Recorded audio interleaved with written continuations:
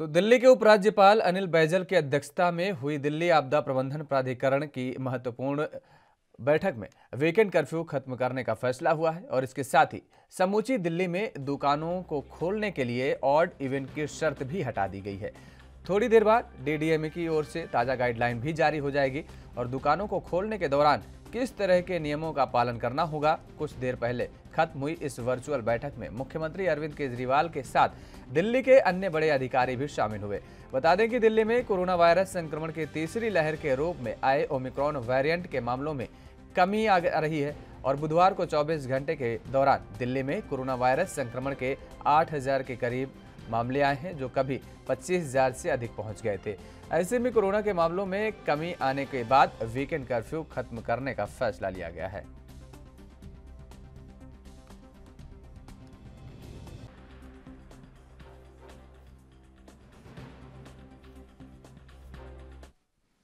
और इसी खबर पर ज्यादा जानकारी के साथ हमारे साथ दिल्ली से संवाददाता राजीव तिवारी फोन लाइन पर जुड़ चुके हैं। राजीव, जिस तरीके से आज ये डीडीएमए की बैठक महत्वपूर्ण बैठक बताई गई है कोरोना को लेकर के, उपराज्यपाल अनिल बैजल की अध्यक्षता में यह बैठक की गई है।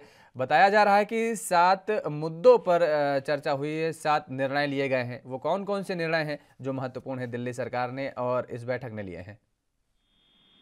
देखिए, बिल्कुल सही कहा आपने। यहाँ पर बात करें जिस तरीके से आज डीडीएमए की जो बैठक थी उसके अंदर खुद कहते हैं अनिल बैनर्जी जी ने जिस तरीके से अध्यक्षता की और यहाँ तक कि लगातार जो व्यापारियों की अभी तक मांग थी कि ऑड इवन को हटाया जाए, वीकेंड कर्फ्यू को हटाया जाए, उसको लेकर लगातार कहीं ना कहीं अनिल बैजल की दिल्ली के जो व्यापारी थे वो मिलते हुए नजर आ रहे थे, लगातार गुहार लगाई जा रही थी। मगर यहाँ पर बात करें जिस तरीके से दिल्ली से उपराज्यपाल ने जिस तरीके से अब इस तरह साफ को मान लिया गया, यानी कि अब दिल्ली के अंदर से ऑड इवन और यहाँ तक कि वीकेंड कर्फ्यू जो है वो हटा दिया गया है। मार्केटों को खोलने की क्षमता दे दी गई है। यहाँ तक कि 50% कैपिंग के हिसाब से लगभग लगातार मार्केटें हैं वो खुलेंगी। मगर यहाँ तक कि नाइट कर्फ्यू की बात करें तो नाइट कर्फ्यू अभी जारी रहेगा। यहाँ तक कि धारा 44 जो है वो जारी रहेगी। मगर कोरोना के आंकड़े जिस तरीके से घटे हैं उससे कहीं ना कहीं राहत जरूर मिलती हुई नजर आई है। जी बिल्कुल राहत नजर आई है, लेकिन जिस तरीके से व्यापारियों को लेकर के भी बड़ा फैसला लिया गया है, क्योंकि व्यापारियों में खासा आक्रोश देखने को मिल रहा था। ऑड इवेंट लागू था, जिस तरीके से कि दुकान ऑड इवेंट के जरिए खुल पाएंगी। ऐसे में सप्ताह में 2-4 दिन ही दुकानें खुल पाती थी। उसको लेकर के अब व्यापारियों का कैसा अगर रिएक्शन की बात करें तो आ रहा है वो? देखिए, बिल्कुल सही कहा आपने। यहाँ पर बात करें व्यापारियों की रिएक्शन की तो वो लगातार जिस तरीके से गुहार लगा रहे थे, उनका व्यापार नहीं चल पा रहा था। मगर अब खुशी की लहर देखने को मिल रही है। लगातार कहीं ना कहीं जश्न भी मनाया जा रहा है, क्योंकि सदर जात के व्यापारी की बात करें, शानी जात के व्यापारी की बात करें, उनके अंदर एक खुशी और खुशी वो जरूर देखते ही बनती है। क्योंकि जिस तरीके से मार्केटें जो खुल नहीं पा रही थी और व्यापार नहीं कर पा रहा था वो अब सुचारू रूप से चलेगा। व्यापारी जो है वो अब खुश होते हुए नजर आ रहे हैं और कहीं ना कहीं तो राज्यपाल का धन्यवाद भी करते हुए नजर आ रहे हैं। जी बिल्कुल राजीव, लेकिन जिस तरीके से एक बोल दिया गया है, अब कह दिया गया है कि नाइट कर्फ्यू जारी रहेगा, लेकिन जो वीकेंड कर्फ्यू था वो खत्म कर दिया गया। बाजारों में दुकानों का ऑड इवन नियम खत्म कर दिया गया और इसके साथ ही जो मॉल्स थे, जो थिएटर्स थे, उनको भी 50% क्षमता के साथ खोलने की अनुमति दे दी गई है। तो क्या ऐसे में ये नहीं लगता है, क्योंकि आज फिर से अगर देखा जाए कोरोना के मामलों में, तो कल के मामलों और आज के मामलों में अगर तुलना की जाए तो आज के मामलों में वृद्धि दर्ज की गई है। ऐसे में क्या ये नहीं लगता है कि कहीं ये जल्दबाजी में कोई लिया गया फैसला तो नहीं हो सकता? देखिए, बिल्कुल सही कहा आपने। यहाँ पर बात करें जिस तरीके से व्यापारियों की, तो व्यापारियों की सबसे दिल्ली सरकार के ऊपर और जहाँ तक कि उपराज्यपाल के ऊपर भी दबाव बनता हुआ नजर आता। व्यापारी जो है वो लगातार कहते हैं ज्ञापन दे रहे थे, वो लगातार ये कहा जा रहा था कि व्यापारियों के लिए राहत दी जाए, उनका व्यापार चौपट हो चुका है। जिस तरीके से अब उपराज्यपाल ने जिस तरीके से व्यापारियों के ध्यान में रखकर जिस तरीके से वीकेंड कर्फ्यू और ऑड इवन जो हटाया है, उससे कहीं ना कहीं व्यापारी जरूर संतुष्ट है। यहाँ तक कि जिस तरीके से सिनेमा हॉल की बात करें, थिएटर की बात करें, लगातार या फिर कहें मॉलों की बात करें, वहां पर 50% क्षमता के साथ जरूर खोलने की अनुमति दे दी गई है। और इससे व्यापारी जरूर खुश है।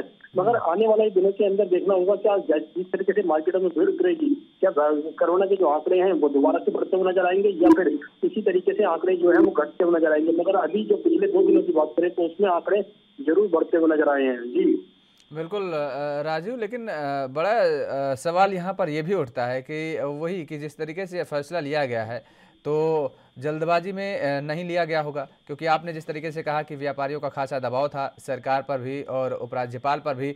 ऐसे में ये बैठक की गई और बैठक में कोरोना को के हालातों को लेकर के चर्चा की गई है और उसके बाद ये बड़े फैसले लिए गए हैं। तमाम सारे 7 बड़े फैसले लिए गए हैं। उन फैसलों में जिस तरीके से शादी ब्याह को लेकर के भी खास तौर पर यह बड़ा निर्णय लिया गया है कि अब 200 लोगों की गैदरिंग हो सकती है। ऐसे में 200 लोगों की गैदरिंग में मास्क का 200 लोगों सभी लोग प्रयोग कर पाना, सैनिटाइजर का प्रयोग कर पाना। दिल्ली जैसे शहर में मुझे लगता है कि नाम तो 200 का होता है, लेकिन कहीं ना कहीं उसमें 200 से ज़्यादा लोग ही शामिल होते हैं और ऐसे में ये कोरोना को दावत तो देते हुए नजर नहीं आएगा आने वाले समय में कहीं।